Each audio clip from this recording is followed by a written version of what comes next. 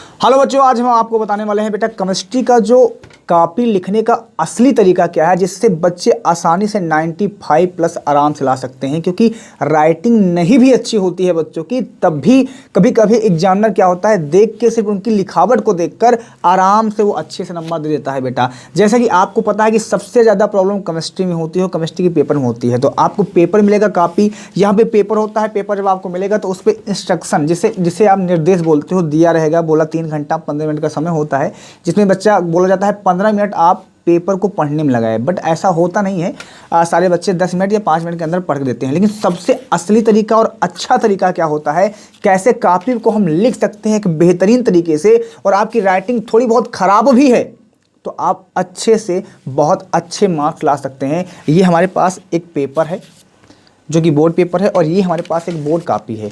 अब हम आपको यहाँ पे लिखना बताएंगे आज, और क्या लिखना है, कैसे लिखना है, और सही से कैसे लिख सकते हैं। क्या इस कॉपी में क्या गलती है, वो गलती आपको नहीं करनी है, और क्या आपको करना है, इस कॉपी में हम आपको बताने वाले हैं सिर्फ 1 मिनट में। जैसे आपने देखा कि हमारे पास ये पेपर है, पेपर में हमारे पास ये क्वेश्चन दिया गया है। जैसे हमारे पास पहला क्वेश्चन दिया गया है कि K4FeCN इसमें केंद्रीय परमाणु आयन की यहाँ पे उपसंयोजक या तथा ऑक्सीकरण संख्या ज्ञात कीजिए। तो यहाँ पे देखो कॉपी में क्या क्या क्या है इन्होंने लिखा है। यहाँ पे देखो क्या लिखा है, प्रश्न उत्तर संख्या नंबर 1।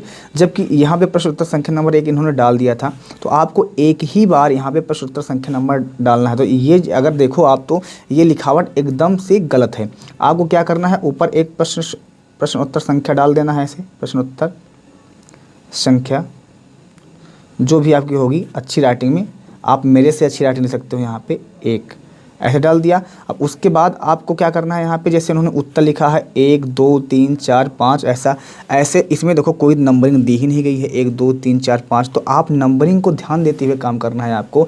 सबसे पहले आप क्या डालोगे, यहाँ पे प्रश्न उत्तर संख्या नंबर 1 डाल दिया। उसके बाद आपने क्या डालोगे, यहाँ पे उत्तर, यहाँ पे कौन सा उत्तर का आंसर लिखने जा रहे हो, का तो यहाँ पे डालोगे का, ठीक है जी।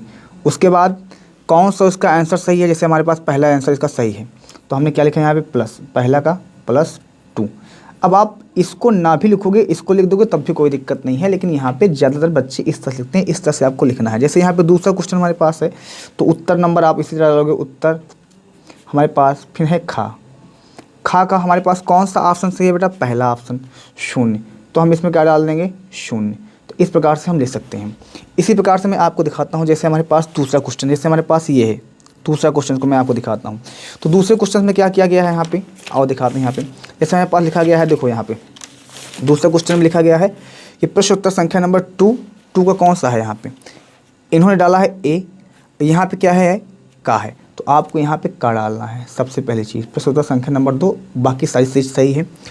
15 ग्राम पोटेशियम को 1 लीटर जल में घोला गया है, विलयन की मोलरता की गणना कीजिए। अगर आपको यहाँ पे देखा जाए तो सबसे पहले इनके सवाल लगाने का तरीका एकदम सही है, लेकिन कुछ चीज़ें होती हैं जो आपको लिखना पड़ता है एक्स्ट्रा। तो सबसे पहले जैसे आपने यहाँ पे उत्तर लिखा, तो उत्तर जब आप लिखोगे, यहाँ पे मान लो आपने उत्तर लिखा, ठीक है, तो उत्तर लिखने के पहले आपको इधर एक लाइन खींचनी होगी। जैसे यहाँ पे एक डबल पट स्केल से आपको यहाँ पे एक लाइन खींचनी होगी अच्छे से, तो ये आपका स्पेस इधर खाली हो जाएगा और आराम से उत्तर लिखा आपने। अब यहाँ पे ये वाली लाइन छोड़ के अगर यहाँ से आप लिखना स्टार्ट करते हो तो आपके लिए बहुत ज़्यादा बेहतरीन हो जाएगा। सबसे पहली चीज़ तो जैसे हमने डाल दिया यहाँ पे उत्तर कौन सा है बेटा हमारे पास का, तो यहाँ पे हमने का डाल दिया। अब हम स्टार्ट करेंगे लिखना। तो सबसे पहले जो मान दिया गया रहेगा उसको हम लिखेंगे दिया गया है।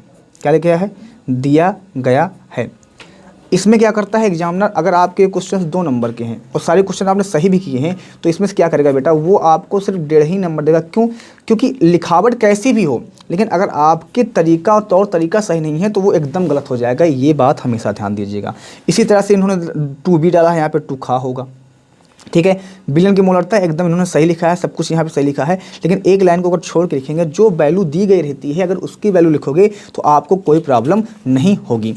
और आगे क्वेश्चन दिखाते हैं आपको। जैसे हमारे पास 3 का है, इनका देखते हैं 3 का में क्या है। यहाँ पे इन्होंने लिखा है यहाँ पे 2C, यहाँ पे गा होना चाहिए, यहाँ पे घा होना चाहिए, तो इस तरह से होना चाहिए बच्चों। ऐसे इन्होंने 3A लिखा है। अब ये इन्होंने बहुत अच्छा लिखा है 3 का। तो जैसे अब ये क्वेश्चन 3 नंबर का है तो एग्जामिनर यहाँ पे 3 नंबर आराम से दे देगा। ये क्वेश्चन उन्होंने अच्छा लिखा है, राइटिंग थोड़ा सा दूर दूर लिखो। और एक चीज़ का बहुत विशेष ध्यान देना कि लाइन पूरा यहाँ पे बीच में गैपिंग मत छोड़ना, लाइन आपकी पूरी यहाँ पे पूरे वर्ड पे होनी चाहिए। इन्होंने देखो यहाँ पे संकट, लेकिन ये और बेहतरीन बनाया जा सकता था, ये भी सही है लेकिन और भी बेहतरीन बनाया जा सकता था। जैसे अब संक्रमण तत्व कह रहा है यहाँ पे, संक्रमण तत्व में जटिल यौगिक बनाने की प्रवृत्ति अधिक क्यों होती है?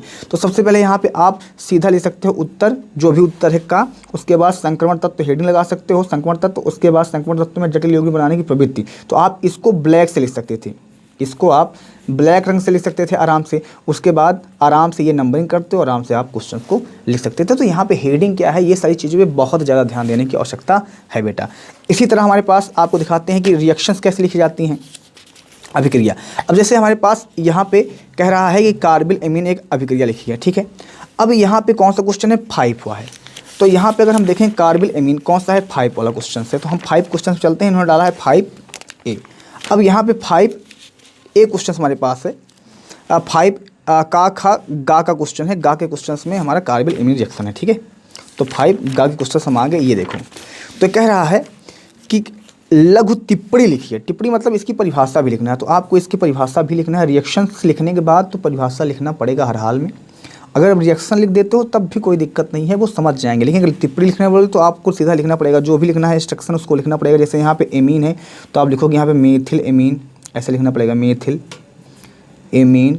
टिप्पणी बोल दिया जाए, परिभाषा लिया जाए। अगर बोल दिया जाए केवल समीकरण दीजिए, जैसे इसमें लिखा है क्या होता है रासायनिक समीकरण दीजिए, तो आपको केवल रासायनिक समीकरण देना पड़ेगा। लेकिन अगर उसने लिखा टिप्पणी लिखिए, परिभाषा लिखिए, परिभाषित कीजिए, तो रिएक्शन के साथ साथ आपको परिभाषा भी लिखना पड़ेगा। और यहाँ पे जैसे अब कौन सा क्वेश्चन है हमारे पास, 4 का खा क्वेश्चन से आप देख सकते हो यहाँ पे 4 का खा क्वेश्चन। जैसे यहाँ पे अब देखो कह रहा है केवल रासायनिक समीकरण दीजिए, एसीटोन सोडियम बाइसल्फाइड क्या करता है। तो ये केवल रासायनिक समीकरण उन्होंने दिया है, एकदम सही दिया है। ये रासायनिक समीकरण दिया है, एकदम सही दिया है। ये रासायनिक समीकरण दिया है इन्होंने, एकदम सही किया है। तो ये आपका आराम से हो जाएगा, आराम से आपका अगर 4 मार्क्स का होगा 4 नंबर मिल जाएगा। तो इस तरह से कापी आपको लिखना है बेटा, और इसी तरह से आपको कापी लिखते जाना है, कोई भी गलती मत करना। हेडिंग वाइज क्वेश्चन, प्रश्न उत्तर संख्या, ये सारी बातों को बहुत ध्यान देना ताकि आपका एक भी नंबर आराम से ना कटे और आपको पूरे के पूरे मार्क्स मिल जाएं। ठीक है, मिलते हैं जी।